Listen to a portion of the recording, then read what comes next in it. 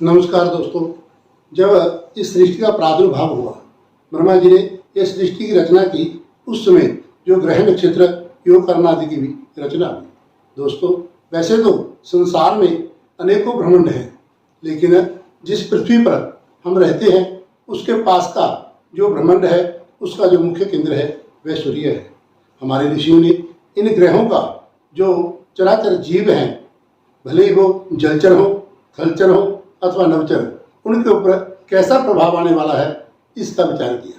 और इसी जो प्रकाश पुंज ज्योति का जो स्वरूप कहे गए हैं, जो दीप्यमान है, चमकने वाले हैं, ऐसे ग्रहों का जो चमक है वह मानव शरीर पर अथवा जो चराचर जगत है उसके ऊपर क्या प्रभाव डालेगी, जो आज हम विचार करेंगे।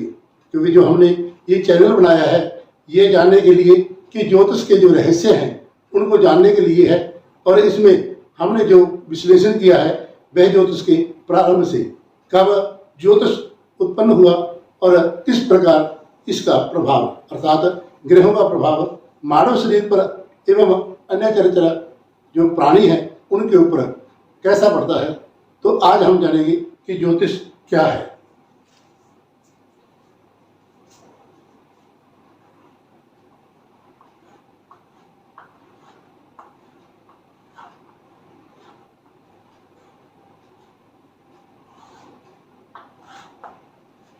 दोस्तों, जब कहते हैं कि यह सृष्टि का निर्माण हुआ उस समय भगवान विष्णु पहले जल में पैदा हुए और उनकी नाभि से जो कमल हुआ उसके ऊपर ब्रह्मा जी स्थापित हुए। फिर इस पृथ्वी का निर्माण शंकर जी ने किया और उसके बाद जो ब्रह्मा जी थे उन्होंने अपनी सृष्टि रचना प्रारंभ किया।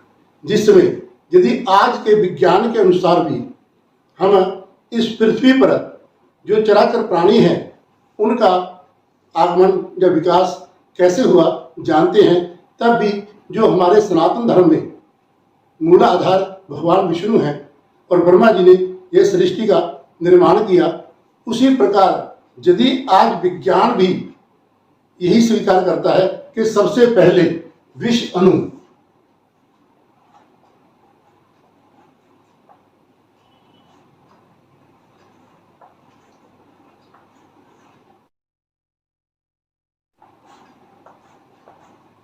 विषाणु जो विष्णु था उसे विषाणु बना दिया, अर्थात विष का अर्थ है छोटा, अणु में निकल, जो एक जीवी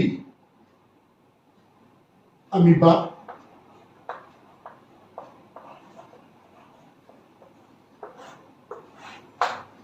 विज्ञान के अनुसार जो पहले रचना हुई वह अमीबा की एक शैली जीव की हुई, अर्थात वह जो पादप कहे गए हैं, अर्थात जो पैरों से अपना पानी पीते हैं, अर्थात जो यह अमीबा जीव है यह नदियों के किनारे, तालाबों के किनारे अथवा जो झरने हैं उनसे उत्पन्न होते हैं। जो हमारे विष्णु जी थे वे भी जल शयन किया करते थे। जल से उत्पत्ति विष्णु की हुई, उसके बाद जो पादप है अर्थात वृक्षों की जो उत्पत्ति हुई, जो वनस्पति है, और फिर उसके बाद जो रचना हुई वह अन्य जीवों की, जिसमें जलचर, थलचर और नभचर ये 3 प्रकार के जीव आए। दोस्तों, जब ग्रहों की संरचना हुई तो सबसे पहले जो निर्माण था वह सूर्य था। सूर्य हमारे शास्त्रों के अनुसार भी तेज का पुंज है, और यदि विज्ञान को लिया जाए तो विज्ञान कहता है कि यह गैसों का गोला है। हजारों वर्षों पहले जब यह गैसों का गोला में विस्फोट हुआ तो इसके कई भाग हो गए। उन्हीं भागों से जो हमारी पृथ्वी है इसकी रचना हुई। करोड़ों वर्षों पहले यह पृथ्वी धीरे धीरे जो तपनमान था, इसकी ताप था, इसके जो तेज था, उस वह ठंडा होने के कारण पृथ्वी का निर्माण हुआ। अर्थात भगवान विष्णु ने जब सृष्टि रचना के लिए भगवान शंकर को प्रेरित किया तो यह सृष्टि का निर्माण हुआ। ब्रह्मा जी ने इसके ऊपर जो सृष्टि थी वह रचना प्रारंभ की। सूर्य से उत्पन्न हुई जो पृथ्वी है, सूर्य प्रकाश का गोला है। विज्ञान के अनुसार इसमें लाखों जो रासायनिक क्रियाएं हैं वह होती रहती हैं, और उन्हीं क्रियाओं का, उन्हीं रश्मियों का जब आगे प्रभाव पड़ा उससे यह जो ग्रह आकाश पिंड है ये चमकते हैं। सभी जो ग्रह एक धुरी के आगे घूमते हैं, यह धुरी अंडाकार है। सबसे पहले जो सूर्य के पास आता है वह आता है बुध, अर्थात बुध सूर्य के सबसे करीब है। और उसके बाद जो स्थान आता है वह आता है शुक्र का, और उसके बाद तीसरे नंबर पर हमारी पृथ्वी आती है। इसलिए जो पृथ्वी के ऊपर से जब हम विचार करते हैं, यद्यपि विज्ञान के अनुसार, हमारे शास्त्रों के अनुसार जो सूर्य है वह स्थिर है, लेकिन पृथ्वी पर जब बैठ करके हम देखते हैं तो यह चलायमान प्रतीत होते हैं। सुबह पूर्व में उदय होते हैं और शाम को पश्चिम में अस्त गिने जाते हैं।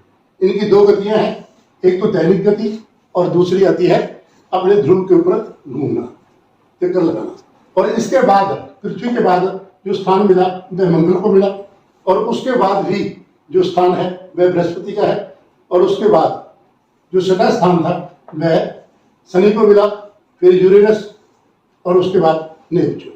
दोस्तों, हर एक जो ग्रह है उसके अपने उपग्रह हैं। जैसे पृथ्वी का उपग्रह चंद्रमा है, लेकिन जो ज्योतिष है ज्यादा गति होने के कारण और जो परिधा है वह छोटी होने के कारण यह अपना चक्कर, एक राशि का चक्कर 2.25 दिन में तय कर लेता है, और पूरा जो पृथ्वी का चक्कर लगाता है यह 29.5 दिन में पूरा कर लेता है।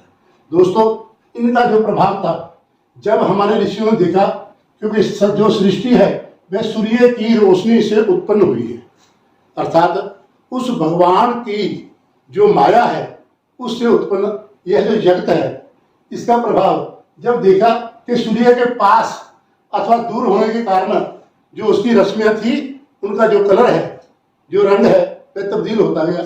पास में जो रंग था वह हरा प्रतीत हुआ, और उसके थोड़ी दूर बाद जो कलर था वह सफेद हो गया, और उसके बाद जो रंग था वह लाल हो गया, और फिर उसके बाद जो कलर था वह पीला हो गया, और उसके बाद जो शनि आता है वह धूम्र वर्ण का, नीले वर्ण का आता है। फिर नेपच्यून और यूरेनस, इनका जो कलर है यह भी धूम्र ही कहा गया है। दोस्तों, इसके बाद जो आता है बुध, इसका जो चक्कर है वह छोटा होने के कारण यह अपने ध्रुव के ऊपर जल्दी कवर कर लेता है, अर्थात एक राशि को यह 20 से 22 दिन में तय कर लेता है। और दूसरा शुक्र आता है, यह 22 से 24 दिन में अपना राशि चक्कर तय करता है। और फिर आती है पृथ्वी। पृथ्वी लगभग जो एक राशि का चक्र है, एक अपना जो ध्रुव के ऊपर चक्कर लगाना, वह करती है 30 दिन में, और मंगल करता है 45 दिन में। जो सूर्य है, अपना सूर्य से जो गुरु है वह 1 मास में, और जो शनि है वह 2.5 मास में, 2.5 वर्ष में, अब ये 1 वर्ष में और ये 2.5 वर्ष में अपना चक्कर पूरा करते हैं। और इन्हीं का जो प्रभाव है जब ऋषियों ने देखा,